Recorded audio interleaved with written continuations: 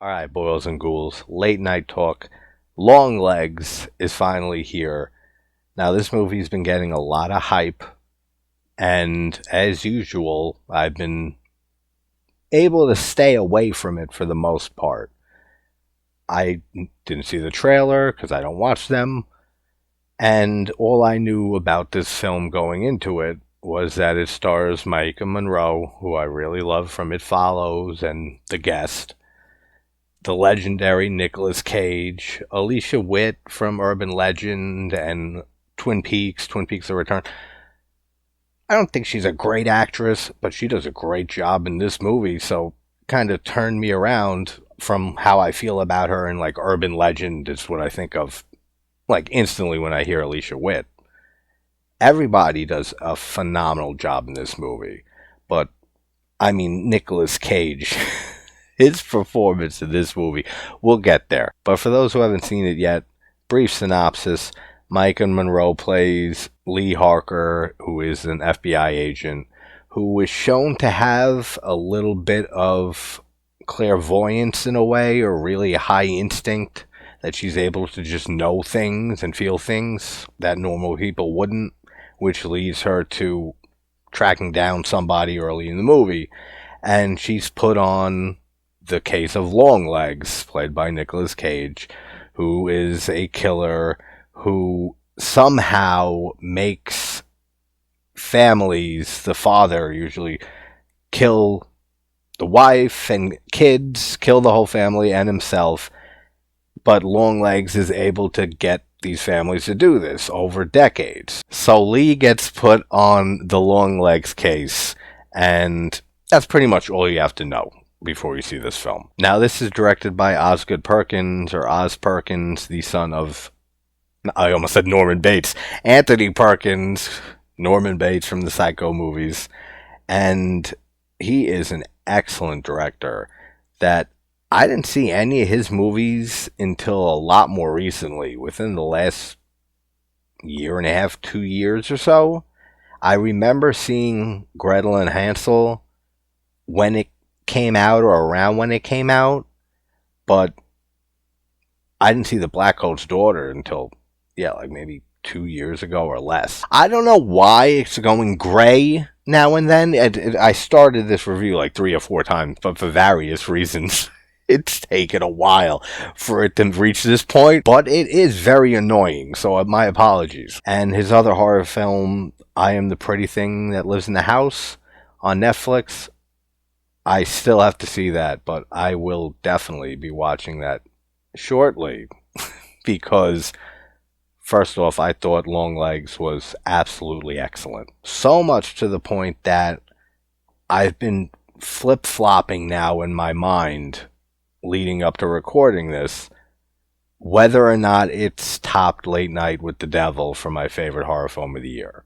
I thought everything about this movie was just excellently done, and I enjoyed every second of this movie. From the first scene, with opening scene, I'm going to try to be as spoiler free as possible, but from the first scene, it immediately just creates an atmosphere of dread and unease with Nicolas Cage's character that the rest of the movie keeps that entire feeling building and building. And this is something that Osgood Perkins is very, very good at in all the movies I've seen of his so far, is his just amazing way of creating atmosphere and a creeping, crawling feeling of dread throughout the entire movie.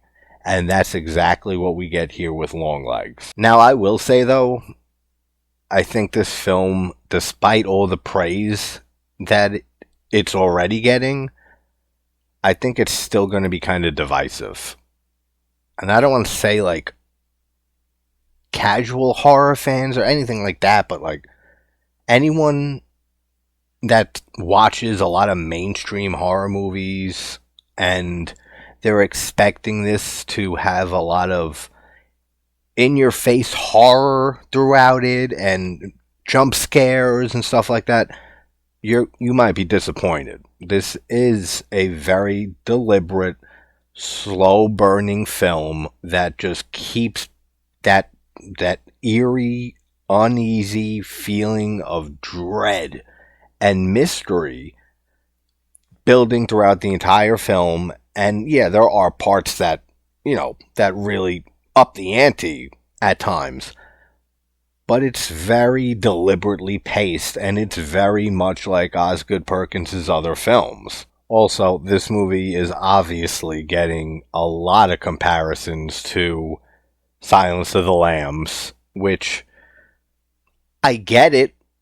I mean, the plot is very different as it plays out, but just the synopsis, you have a female FBI agent who is the best at what she does, or has gut instinct better than anybody else, who ends up tracking down a serial killer.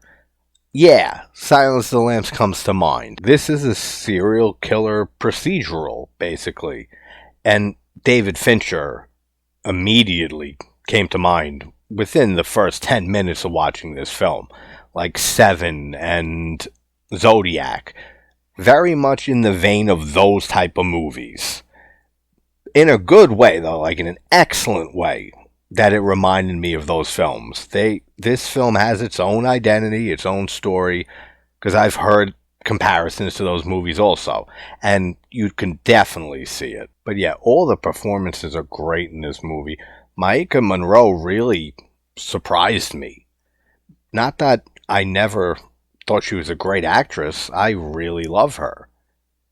But I always felt that she was kind of limited in her range. She does an excellent job in this movie. This might be her best performance of anything that I've seen by her. Like, she really kills it in this movie. And Nicolas Cage, man.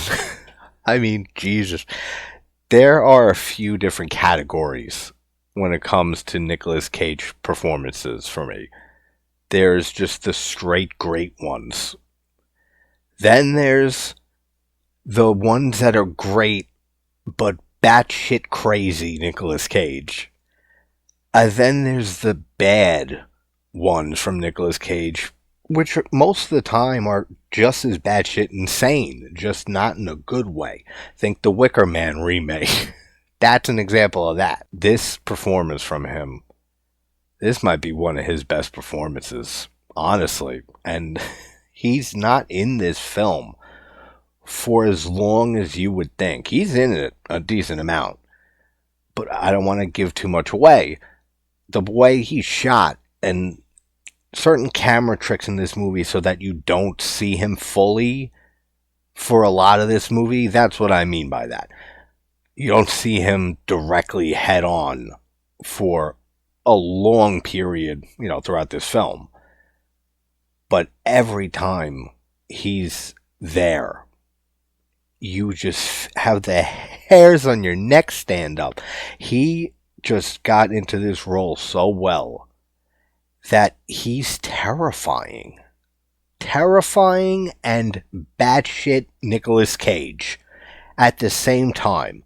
He doesn't even look like Nicolas Cage, man. I mean, you can see it in certain scenes when he turns his head a certain way or the light hits the makeup, but he has a lot of prosthetics on.